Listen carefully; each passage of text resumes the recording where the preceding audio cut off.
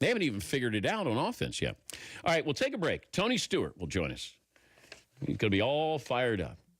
Maybe Paulie gets to ask some questions since he's really, really, really good friends with Tony Stewart. Good times. Yeah. It's not very often when you say to a guest, hey, you know, you sent me that fender of one of your wrecks, and I got it at my house. So it's like from a charred car here. There's a big tire mark there in that fender that Smoke sent to us to put up in the man cave. And he sent it to Paulie's house. The rest of the vehicle's at my house. Yeah, so I'm wondering, did he send you a whole vehicle and then you just brought in the fender? Could be. 18 after the hour. We'll get to more of your phone calls as well here. Dan Patrick Show.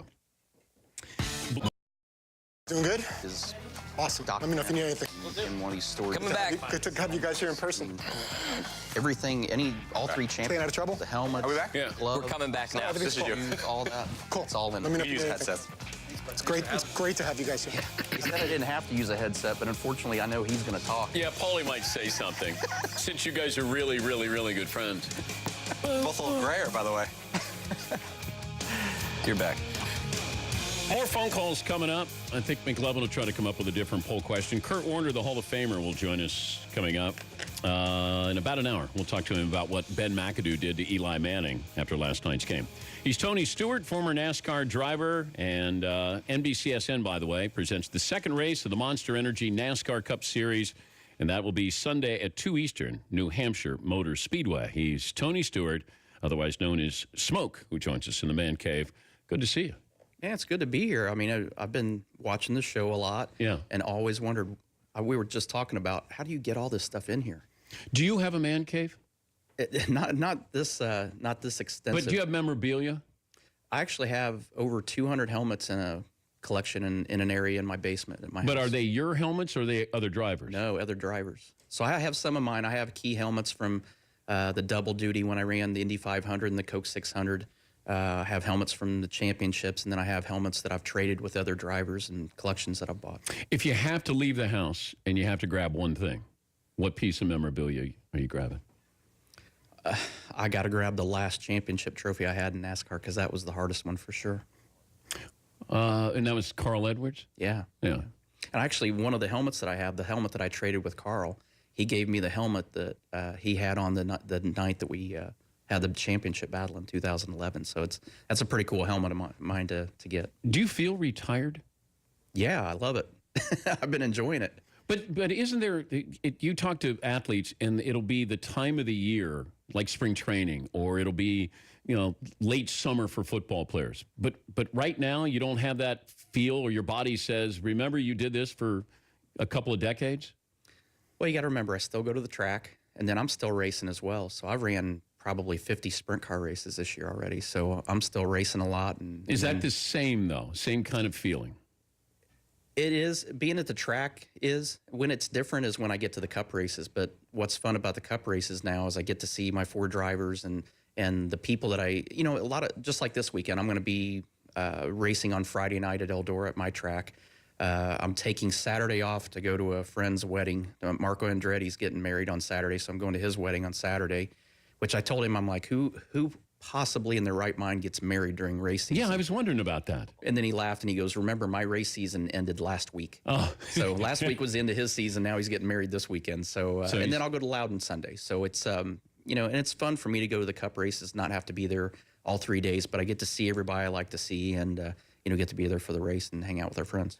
Could you single out the best race car driver in the world and include Lewis Hamilton or, the most talented driver in the world is who? The hard part is everybody is, there's great drivers in their discipline. What would define the greatest driver in the world is the guy that you can take out of his discipline and put him in something else and him excel in that as well. And that's the hard part. I've never seen Lewis Hamilton drive anything but an F1 car. I've never seen Jimmy Johnson run more than a cup car and a trophy truck. So there's different guys in different series that are key guys, but that's what's cool about the Race of Champions that they do every year and bring them, and they run buggies and four-wheel drive cars and two-wheel drive cars and get a chance to see who's the best. But it's really hard to pick that one guy until you get them in different disciplines and see what they've really got. Has anybody been more versatile than you? I think A.J. Foyt. A.J. Foyt and Mario Andretti are two guys that beyond a shadow of a doubt, are probably the two most versatile guys that I've ever seen in my career. But AJ is your hero, isn't he? Yeah, absolutely. Do you talk to him? I mean, how much? Okay, you spend time with him. Oh, yeah. He's, I guess I just got a message from a buddy of mine that's in the IndyCar series, and I guess AJ hadn't been to the racetrack in the last couple of weeks, and I guess he tried to kill himself on a tractor, flipped a tractor over. So that's not the first time he's had a piece of heavy equipment. He didn't try to kill himself. He almost killed himself. I don't think you want to be around him if he's driving a bulldozer or a tractor or anything. He's not got a real good track record on heavy equipment. But it feels like you would miss that. I don't know what that competitive juice is, but you're saying you can get that in dirt track. But yeah, I get my fix with dirt racing. I mean, and that's the great thing. I feel like I get the best of both worlds now. I mean, I missed dirt track racing when I wasn't doing it. And so going to the cup tracks, I mean, I was busy doing that side and like that side. But now I get to do the dirt track racing, and I still get to go. And I still get just as nervous before the start of a cup race as an owner as I did as a driver. And I think that's why it doesn't feel so bad, because I still have that same feeling. I'm still nervous for the car and the teams and the guys, and even more so for the guys on the pit stops now, because I see those guys when the stop's over. You know, when I used to be in the car, I pulled out and was gone, and I was back on the racetrack doing my deal. Well, now when these guys get done with the pit stop, I can see if there was a problem. I can see that guy, and he's disappointed and he's frustrated, and then they go and they're trying to look at the replay of the recording and trying to figure out what they did wrong or what happened and what created the problem. So there's a lot of stuff going on that I wasn't used to seeing that now I'm seeing from a different perspective as an owner. How difficult were you to deal with when you were in the car? It depends on which crew chief you ask, but I think Greg Zipadelli probably was the one that said I was probably the most difficult to handle. Him and I were together at Joe Gibbs Racing for 10 years. So why were you difficult? That was when I was a little bit more rambunctious, and I wasn't near as patient. It didn't take much to get me really ticked off.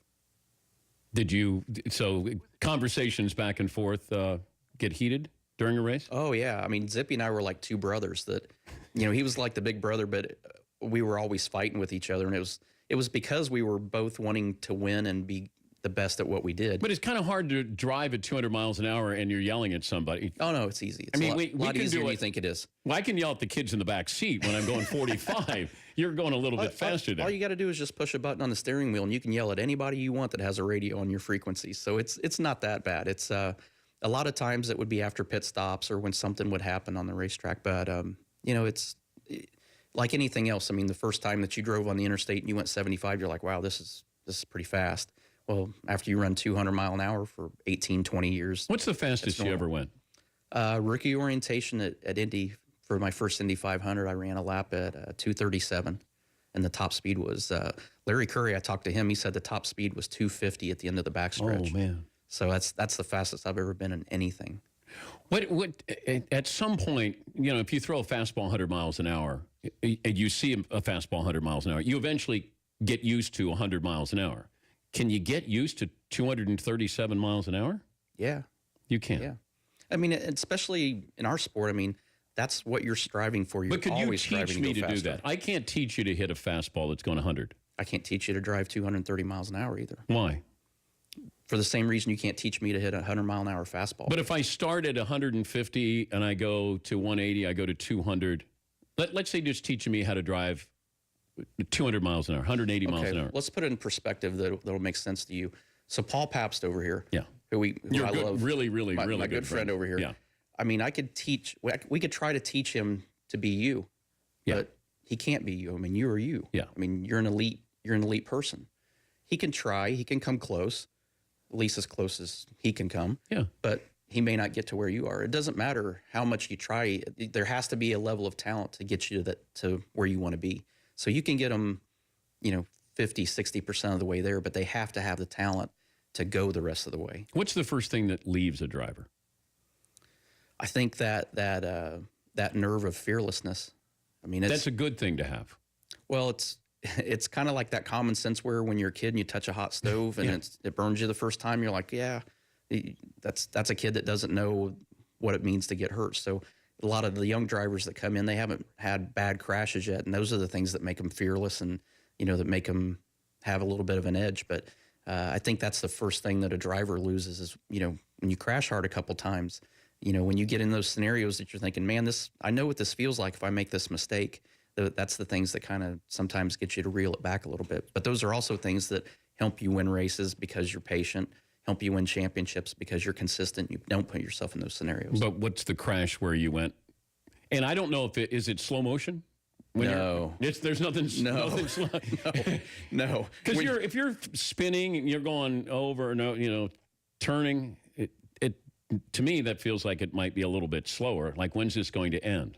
Well, there's a lot of times it's that way, but it doesn't feel slow because of it. It's just because you just want it to stop because, when at Talladega, I was leading the race on the last lap at Talladega and went into turn 3, and one of the lines got a run on me, and I didn't get down quick enough to get in front of it, and I clipped the guy that was coming down, and it was all my fault. But it spun around, the car spun backwards, flipped upside down. I landed on top of Paul Menard's car, windshield to windshield. I was looking at his lap. He was looking up in my lap.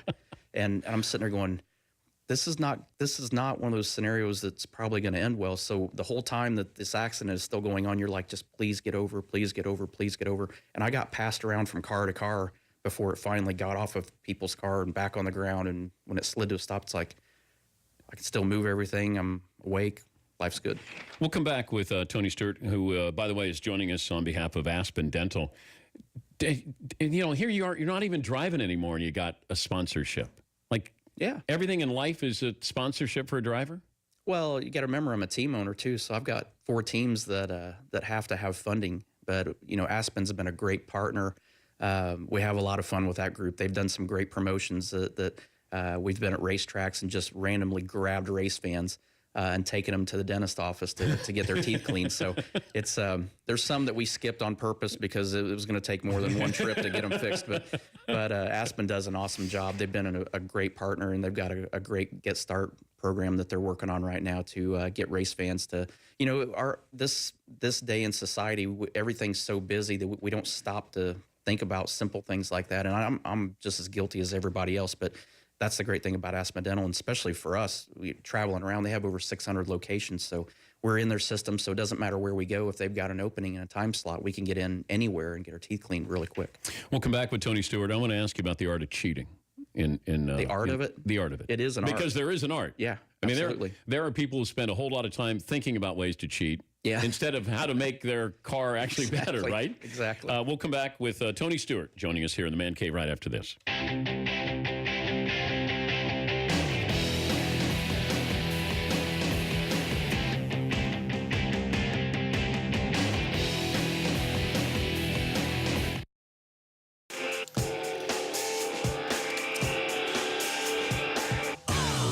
Tony Stewart staying with us, former NASCAR driver, 18 years, 49 wins, 187 top fives.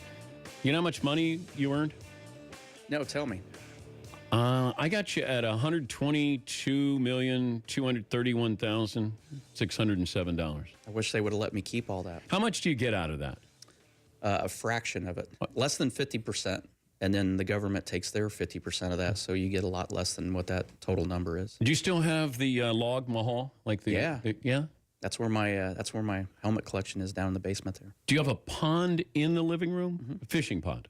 Well, I don't know that we fish in it, but we have a trout stream, and that's 1,500 gallons, and then I've got a 5,600-gallon freshwater. So you don't tank. fish? No, but we have them in there.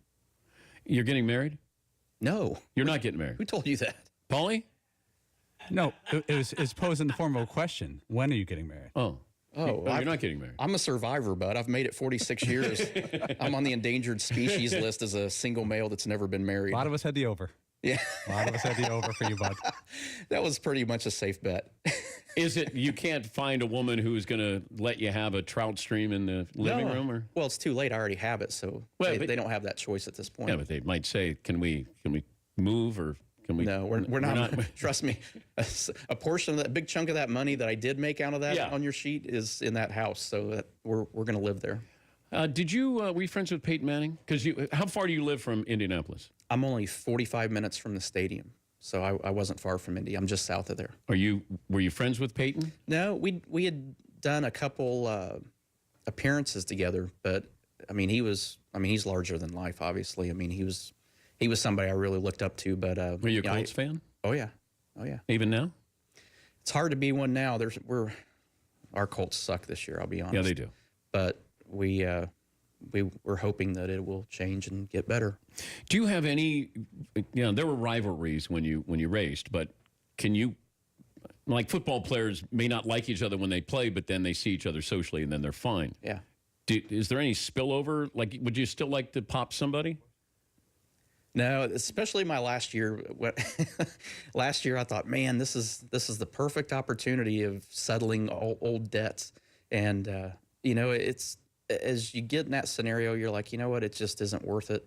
There's times that there's some of those guys that I raced with that it was the same deal. It's when you're on the racetrack, you might hate them. You don't like the way they race. You don't like the way they race you. But at the end of the day, you get out of the car and then you'll be in behind the stage for driver intros, and you have a conversation and you're laughing your guts out listening to them because they're just a fun person to be around. But there's a difference when you put that helmet on and you get on the racetrack. There's a big difference with how you look at those guys that you're racing with as a race car driver versus the person they are outside the car. How did Dale Jr. become the face of the sport for so long? I think obviously, being the son of one of the greatest drivers in the history of the sport is a kickstart to it. But Dale Jr. has that personality and has that appeal to the fans. Every Sunday after the race, he does a Periscope video. And every Sunday after the race, I watch it to see what he's going to say about the day because he's still a good friend of mine. But I just like how he engages with people. And, he engaged to be Dale Jr. and to get people that just run up and literally are bumping into him, trying to get an autograph or a picture. I couldn't deal with it like he does. But he's just so patient with everybody and so patient with the fans. And he's got a great perspective of the sport because he's been around it his entire life. So to be around it as long as he has and to live as Dale Earnhardt Sr.'s son, you get to see a lot of things and get a pretty good grasp on the sport. But I think he just is he's just a great man and a great personality. The art of cheating in NASCAR.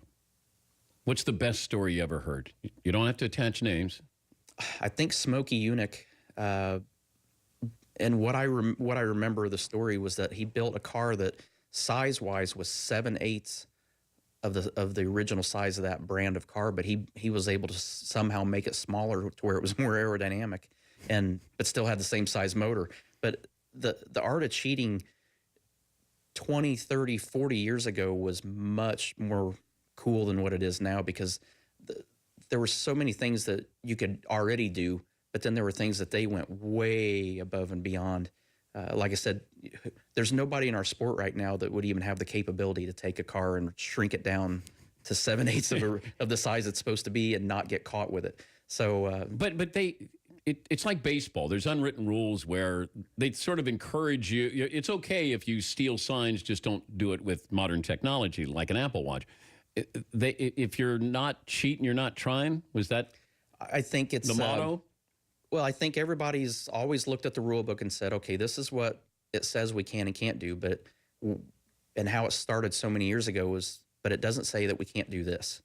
So that's when they would do it. And then NASCAR would get involved, or any sanctioning body would say, okay, hey, you gotta fix that. Well, it doesn't say that in the rule book. Well, yeah, but we're saying you have to change it. So that's how it all started. And there's things in there that guys, still to this day, every race team has something they try to slip through and see if they can get it past. But that's part of what makes our sport so cool is it does leave that ingenuity to it. And the creativeness is, like we talked about earlier, we have teams that spend more time trying to figure out how to cheat.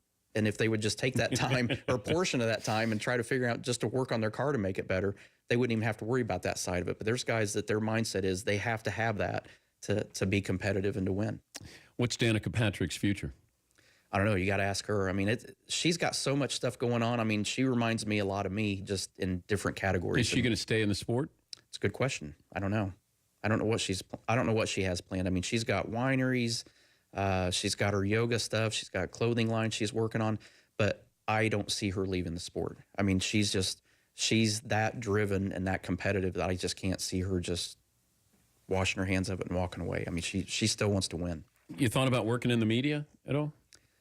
I have, but they want you to shave and they want you to wear ties and suits, and I'm not really a suit Well, and tie what guy. if they said you don't have to? You don't have I to wouldn't shave? be interested in that. Oh, you would? See, this is the kind of place that I could work. Yeah. I could work Well, here. I think anybody could work in here. Well, you got Paul Paps. Of course, anybody can work here. Wow. It's proof. I'm not retired, big boy. Wow. No, neither am I. Wow. I never retired. I just changed what series I was racing in. Could you win a race right now? In what? NASCAR. Under the right circumstances. Like if I put you in a car in New Hampshire this weekend, I haven't forgot how to drive Yeah. a cup car. Sure. you could win. If we had the car right, yeah. Could you fill in? Would you ever fill in an emergency for your team? If I and this happened because of Jeff Gordon having to fill in last Yeah. year. That was talked about internally in our shop. I said, listen, it better be your leg better be falling off for me to get that phone call that I have to get in the car again. So I'm happy with my decision to not be driving cup cars because I really am passionate about going dirt track racing and having my dirt track in Ohio, my 2 sprint car teams that I have. It's a lot of fun for me to do that. But like I say, I get the best of both worlds. I got a pretty good balance now.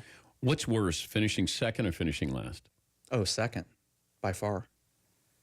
Because your goal is you want to win. If you finish last, I mean, something dramatic happened to keep you from even finishing the race, most likely. Yeah. But if you come really close to it and you didn't accomplish that goal, I mean, there's times when you're like, yeah, well, we were better than third, and that's how you try to convince yourself it's okay. But there's a lot of times, and you look at Darlington, you look at the 78 team. I mean, they dominated that and finished second at the end of the day. I mean, the dejection on their face was obvious. It was like somebody kicked his dog and took his dog home. You don't give names, you just give numbers, right? Yeah. That's everybody talks about that. That's when I went to North Carolina, I realized that they taught kids how to count by the NASCAR car numbers. That's how they taught the kids to count. Really? Yeah. 8 was Dale Jr. Well, then I think it was 88. 88 at that 88. time. Oh, okay. Yeah, then 88. So back when I started, it was Steve Park, Rusty Wallace, Dale Earnhardt, Sterling Marlin, Oh, so you're Terry going 1, 2, Labonte, 3, Mark 4, Martin. 5. Yeah, that's how they taught them to count. So. Thanks for joining us. I know you want to get another plug for Aspen Dental, so fire away. No, we're excited. I mean, they're starting a program that's called Get Started, and as our championship chase is getting started, they're trying to get the fans amped up about going to the dentist again. And like I said, I've been to a couple of them now, and it's really convenient, really simple. You get in, you get out, and they do a great job. So they've got over 600 locations around the country, and it's a great company. Like I said, once you get in their system, if you're traveling, it makes it even easier to get your teeth cleaned. You don't have to wait till you get home. So it's very, very convenient for everybody. You could knock some guy's teeth out like Kurt Busch, and then you could have Send them over to Dental. Aspen, they could fix it. and they could fix it for it. Yeah. That would be nice. That kind of serve 2 things there. Tone, good to see you. Thank you for joining us, and have fun today at NBC. We'll come back. We'll get phone calls. Kurt Warner joins us in a half hour from now here on The Dan Patrick Show.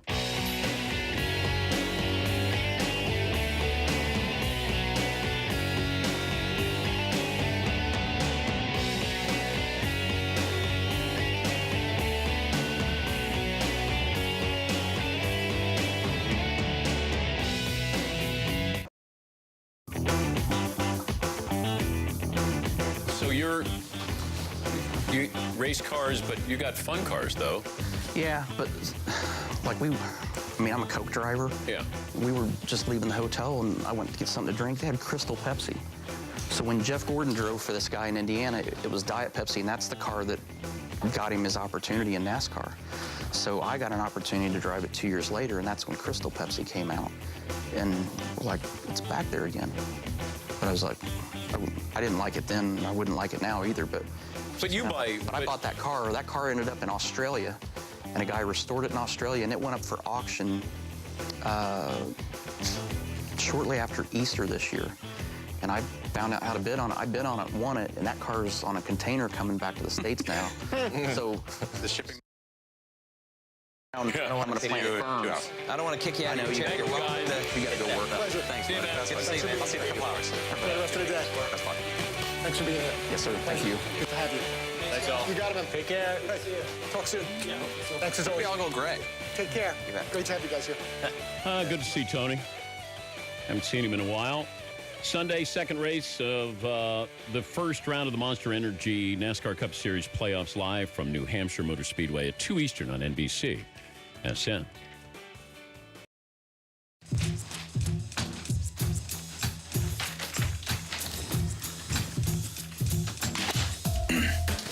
That was fun to have Tony Stewart in studio. We've known him for a long time. So, long story short, I used to work at Sirius Satellite Radio back on the NASCAR channel in 06, 07, and I produced Tony Stewart Live. And we had a lot of fun on that show. Our host was a great guy, super guy, named Matt Yoakum, Tony, and myself. And it was a real fun show to work on because Tony was surprisingly committed to the radio show because I thought this big-time NASCAR star, he's kind of going to phone it in. I didn't think that about Tony. I thought about any star athletes. And it was quite the opposite. He and Matt were really invested, helping book guests, coming up with ideas, had a lot of fun with the show. We once did a show in Daytona. We were talking about Jamie McMurray. I think Tony said something like, he looks like he may wax his back or wax his eyebrows or something like that. And I brought up on air, I go, would you get waxed? He goes, no, I would never do that. He goes, not for $1 million. I go, what if someone gave like 25 grand to your charity? He goes, well, make it 100 and I'd do it. Next thing you know, Kevin Harvick calls and offers $25,000 and all these NASCAR drivers start calling in. And they think they raised like $150,000 for charity, and Tony got waxed during a live radio show, Operation Wax Smoke. Kind of the legacy of the Tony Stewart Live show. Good to see you in the studio.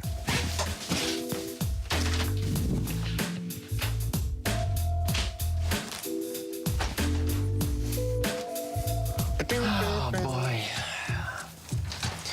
You're the only person I consider being... Choose our key, strike that chair. Thank you, buddy. Okay.